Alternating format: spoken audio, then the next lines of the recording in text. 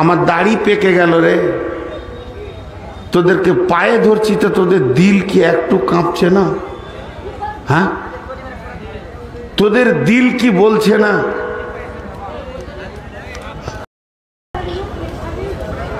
ছি ছি ছি, দুটো জিনিস বুঝালাম। এবার একটা সাইকোলজিস্ট বলবো, খুব মজার কথা। কয়েকদিন আগে দিন তিনেক আগে আমি ইসলামপুরে জালসায় ছিলাম, তো ওখানে একটা তফসির শুনিয়েছিলাম। কিছু তফসির শুনে দিলটা আনন্দ লাগে। সূরা মারিয়াম এই তফসিরটা এসছে, তফসিরে কাসিরে দিয়েছে যে একটা লোক জান্নাতে চলে যাবে, যে জান্নাতে গিয়ে ও মন ভারী করে ঘুরছে, ওর মনে খুশি নাই, ওর মনে খুশি নেই। জান্নাতে আবার মন ভারী থাকবে কেন? তা আল্লাহকে ডেকে জিজ্ঞেস করছে, রে আমার গোলাম তুই বল, আমার জান্নাতের কিছু কমতি আছে নাকি? হে আমার গোলাম তুই বল, তোকে কোন জিনিসের অভাব হয়েছে? রে আমার গোলাম তুই বল, আমার মতো আল্লাহ তোর দিদার হচ্ছে। এত বড় জান্নাতের নিয়ামতের ভিতরে তোর মনটা কেন ভারী পেয়েছি? তোর মনের ভিতরে কেন ফুর্তি নাই, স্বতঃস্ফূর্ততা নাই, আনন্দ নাই, উৎফুল্লতা নাই? কেন তুই মন ভারী করে করে আমার জান্নাতে ঘুরবি? আর জান্নাতের মালিক আমি হলাম মেজমান, তুই হলি মেহমান। মেজমানের ঘরে যদি মেহমান নারাজ থাকে, মেজমানের বড় কষ্ট হয়। অতএব তুই কেন জান্নাতে মন ভারী করে থাকবি? গোলাম এবার আল্লাহকে বলবে, ওই বলবে আল্লাহকে, রব্বুল আলামিন আপনার নিয়ামতের কমি নাই, আমি যা ভাবি নাই, যা সোচি নাই, যা দেখি নাই, তার থেকেও দামি নিয়ামত, সব থেকে বড় নিয়ামত আপনাকে পেয়ে গেছি। আল্লাহ আপনার জাত সেবতের কসম দিয়ে বলছি, আজকের দিনের মতো আনন্দ আর কোনো আনন্দ নাই। তবে আমার মনটা কেন ভারী ওটা আমি বলি, আল্লাহ সবই জানেন। তারপরেও তাকে জিজ্ঞেস করছেন ওর মুখ থেকে শোনার জন্যে। আল্লাহ আলিমুম বিজাতিস সুদূর আলিমুল গায়ব, যখন ওটা শোনার জন্য বলছেন, তখন ওই বান্দা বলবে, মাবুদ দুনিয়াতে আমার একটা দোস্ত ছিল, বন্ধু ছিল, জিগড়ি দোস্ত ছিল, দিলের মেল ছিল। তার সঙ্গে বাহাদুরগঞ্জ গেছি, তার সঙ্গে হারওয়াডাঙ্গা গেছি, কিষানগঞ্জ গেছি, ইসলামপুর গেছি, পূর্ণিয়া গেছি, আরারিয়া গেছি। সে আমার পিছে আর তার আমি পিছে, সবসময় বাইকে লেগে থাকতাম। ওই দুঃখ সুখ সবকিছু দুই দোস্তে গল্প করতাম।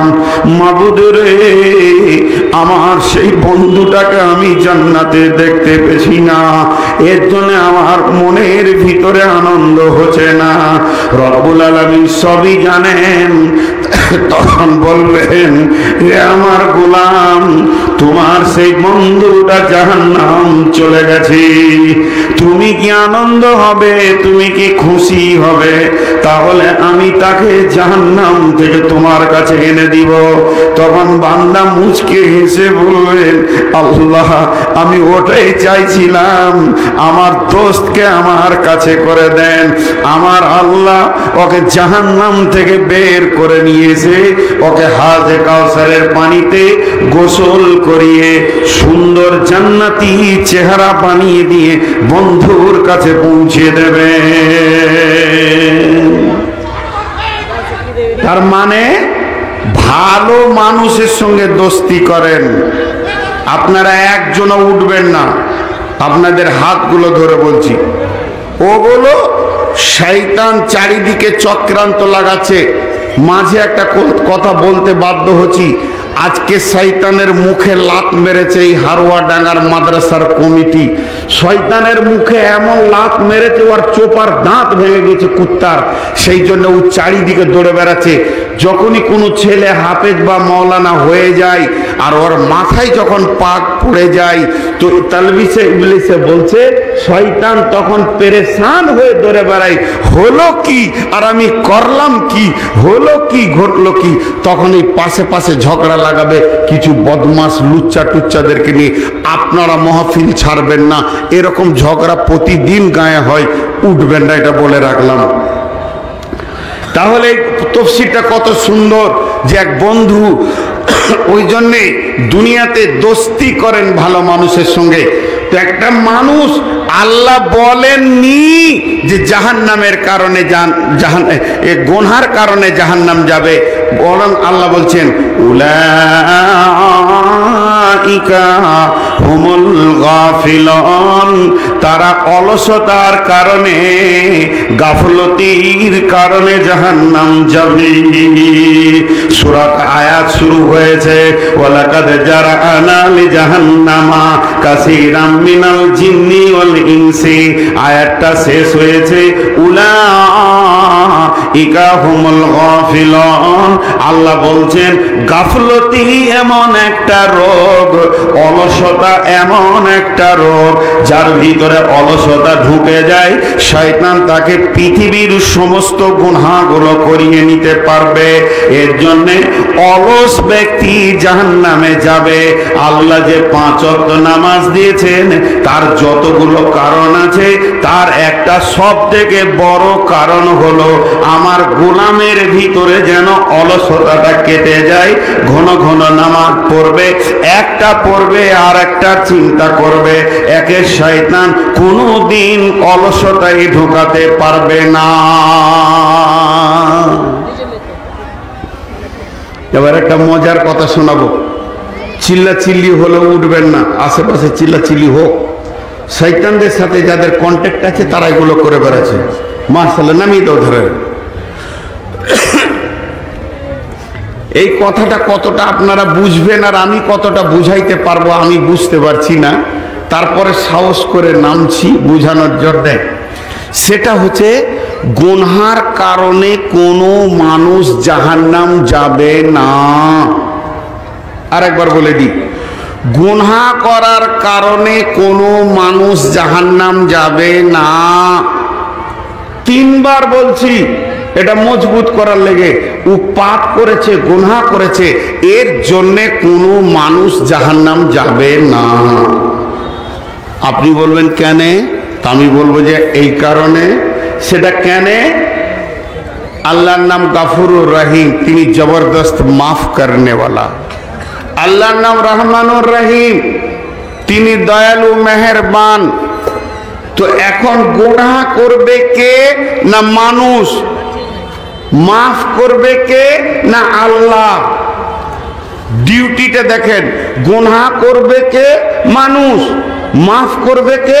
আল্লাহ। তাহলে আমি গুনাহ করেছি মানে আমার ডিউটি ঠিক আছে, আল্লাহ মাফ করেনি, তাহলে ডিউটি কমতি কার হলো? কমতিটা কার হলো? আল্লাহরই হলো। তো আল্লাহকে যদি কিয়ামতের মাঠে বলি আল্লাহ তুমি মাফ করবে না, অথচ নিজের নাম রেখেছো গাফুরুর রহিম কোরআনে, যে জবরদস্ত গুনাহকে মাফ করে না, আল্লাহ ওই নামটা রাখতে কে বলেছিল? জি, গুনহার কারণে কোনো মানুষ জাহান্নাম যাবে না। জাহান্নাম কেন যাবে? 1 মিনিট পর বলছি। ফের একটা মিসাল দিচ্ছি। পুরা বর্ষা চলছে, জুলাই মাস, সেপ্টেম্বর মাস, ঝমঝম করে এলাকায় পানি হচ্ছে, জালসা বলতে কিছুই নেই। তখন এলাকায় জালসার কোনো নামই নেই। আর আমি হতভাগা হঠাৎ চলে এসেছি হাড়োয়াডাঙ্গা মোড়ে এসে যখন এশার আজান হচ্ছে, আসতেও রাত হয়ে গেছে, মসজিদের নামাজ পড়তেছি, আর ইনি দেখে ফেলেছেন, মুরব্বী মানুষ, এমনি করে দেখে বলছে নূর মোহাম্মদ লয়, এটা কোনো জালসাই নাই, এখন কেন এই জিনিস থাকবে? এই জিনিসটা এখন থাকার লয়। তো মসজিদে টুকটুক করে উঠে আমাকে মুসাফা করে বলছে, কি ব্যাপার মৌলানা, আমি ঠিক দেখছি না ভুল দেখছি? আমি বললাম আপনি ঠিকই দেখছেন, আমি নূর মোহাম্মদ বর্ধমানি। আচ্ছা ঠিক আছে বলে বাড়ি পালা দাও। বাড়িতে গিয়ে উনি ওনার স্ত্রীকে বা মেয়েকে বৌমাকে বলছে, আরে খাবার টাবার কিছু আছে? বর্ধমানি এসছে, উদাহরণটা মন দিয়ে শোনেন। তো বলছে আছে, সব শেষ হয়ে গেছে, তো একটা ডিম টিম আছে, যাক মানুষ এসছে সামনে তো কিছু দিতে হবে, লম্বা সফর, তা খাওয়ার ব্যবস্থা হয়ে গেছে। ছেলেটাকে বললো বাবা মুলবিকে ডেকে নিয়ে গেলাম না। আবার একবার ছেলে পাঠালো, আমি গেলাম না। আবার একবার ছেলে পাঠালো, আমি গেলাম না। আবার ছেলে পাঠালো, আমি গেলাম না। 5 বার একটা ছেলেকে পাঠালো, আমি যাব না। ওনার ঘর গেলাম না খেতে। শেষকালে মুরব্বী মানুষ কষ্ট করে ভিজে ভিজে গিয়ে মসজিদের দরজায় ডাকছে, নূর মোহাম্মদ, ওই বর্ধমানি আসেন ভাই, দুটি খেলেন। যাব না, ঝেড়ে মুখে মুখে জবাব দিচ্ছি, যাব না। আপনারা এবার উত্তর দেন, মুখ খুলেন একবার। সকালবেলায় উঠে আমি মোড়ের মাথায় চায়ের দোকানে বলছি, হারোয়া ডাঙ্গার লোক এত বেঈমান, এদের জ্ঞান নাই, ইমান নাই, এদের মেহমানের প্রতি কোনো খেয়াল নাই। আমি সারা রাত না খেয়ে আছি, আমার কোনো খোঁজ নেয়নি। বলেন আমার এই দাবিটা সত্য না মিথ্যা? বলেন, মুখ খুলেন, আমার দাবিটা সত্য না মিথ্যা?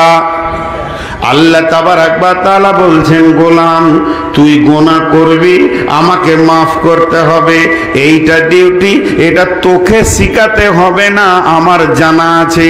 এর জন্যে আমি ফজরের সময় মুয়াজ্জিনকে দিয়ে ডাকলাম, আয়, আর আমি দপ্তর খুলে বসে থাকলাম, তোর গুনাহকে মাফ করব, তোকে আমি পেলাম না।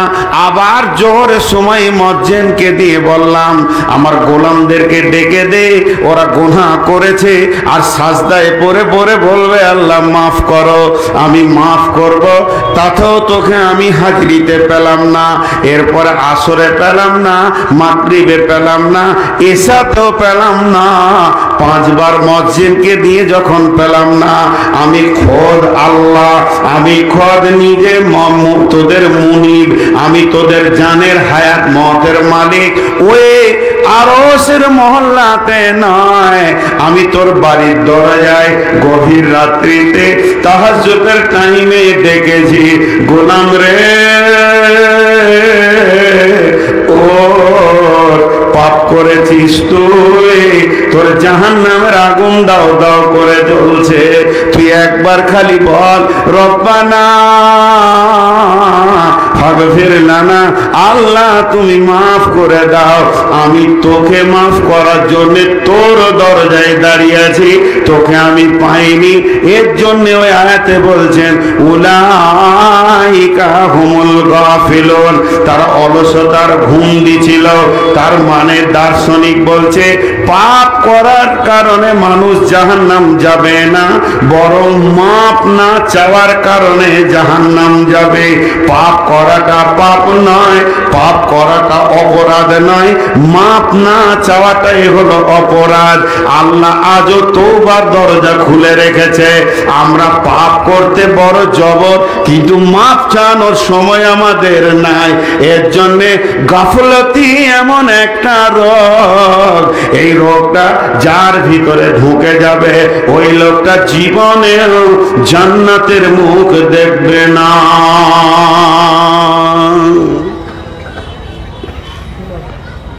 ডায়াবেটিস জি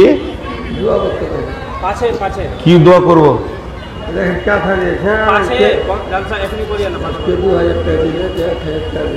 ও আমাকে দিয়েছেন, আল্লাহকে দিয়েছে, বুঝে লেখবে তার সঙ্গে, আমাকে দিবে তখন দোয়া করব। যাকে দিয়েছে তার সঙ্গে বুঝে লেখা, দিয়েছে আল্লাহকে আর আমাকে বলছে দোয়া করো। ভাই বুঝে না মানুষ, চুপ করে দিয়ে মুখ বন্ধ করেন। যাকে দিচ্ছেন সে ঠিক বুঝছে, মাঙ্গো উসি সে जो देते हैं खुशी से।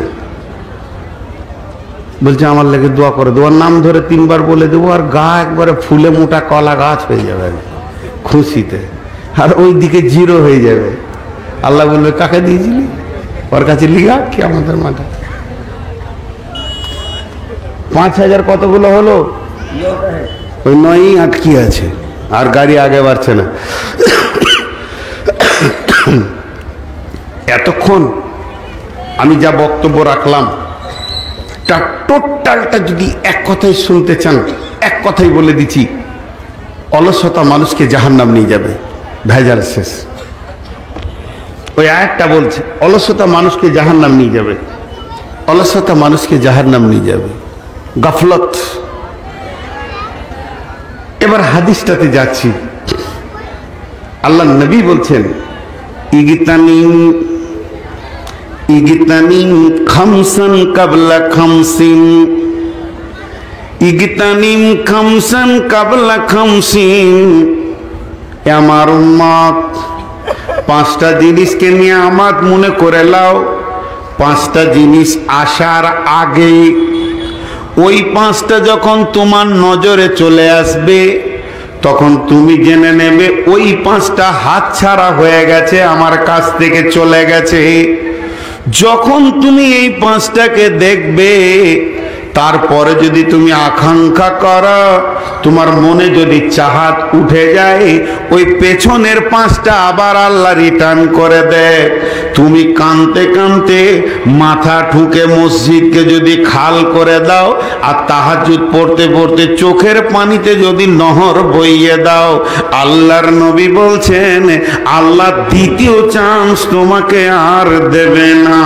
প্রত্যেকটা মানুষ চাইলেও পাবে, না চাইলেও পাবে। এই 5টা জিনিস এমন অটোমেটিক করা আছে, জীবনে একবার তোমার কাছে আসবে, 2 চান্স আর আসবে না। জি, নাম্বার 1 শাবাবাকা কাবলা হারামিকা।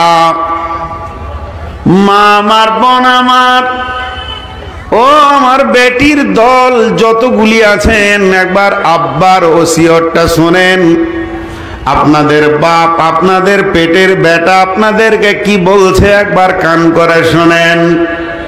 বিশ্ব নবী বলছেন জওয়ানি একবার আসবে যখন তোমার ভিতরে বুড়াপান ধরে নেবে, তুমি মাথা ঠুকে মরলে আর জওয়ানি ফিরে পাবে না। একদিন তুমি জন্ম নিয়েছিলে, শৈশব কৈশোর শিশু কাল ছিল, তোমার ভিতরে জওয়ানির উত্তাল ছিল না, তোমার ভিতরে জওয়ানির চাপ ছিল না, তুমি কিছুই বুঝতে না। আল্লাহকে তুমি দরখাস্ত দাওনি, ডেপুটেশন দাওনি। ঠিক টাইমে মেয়েদের 9 বছর পর আর পুরুষের 14 বছর পর জওয়ানি আসবে আল্লাহর কাছ থেকে।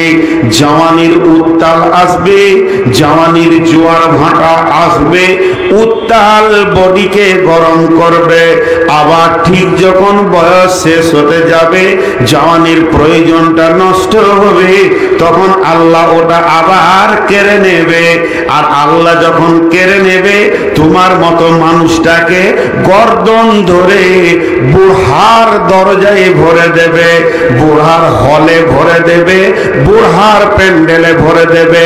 আর ওই অবস্থায় যদি তুমি কাঁদতে শুরু করো, আল্লাহ আর একবার জওয়ানি দাও, আমার জওয়ানি দরকার আছে, মাথা ঠুকে মরে গেল, আর জওয়ানি ফিরে পাওয়া যাবে না।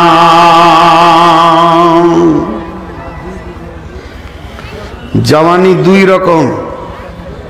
শুধু জওয়ানিকে নিয়ে কথা বলতে গেলে 2-2.5 ঘন্টা লেগে যায়।